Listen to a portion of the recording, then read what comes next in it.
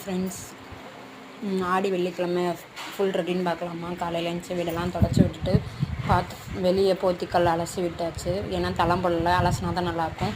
அப்படி உள்ளே வந்து பாத்திரம்லாம் விளக்கி வச்சுட்டு பாப்பாங்களுக்கு சாப்பாடு, கோவக்காய் பொரியல், சாம்பார் இதை வச்சு லஞ்சுக்கு கொடுத்து விட்டாச்சு. காலையிலையும் இதான் எங்களோட சாப்பாடு.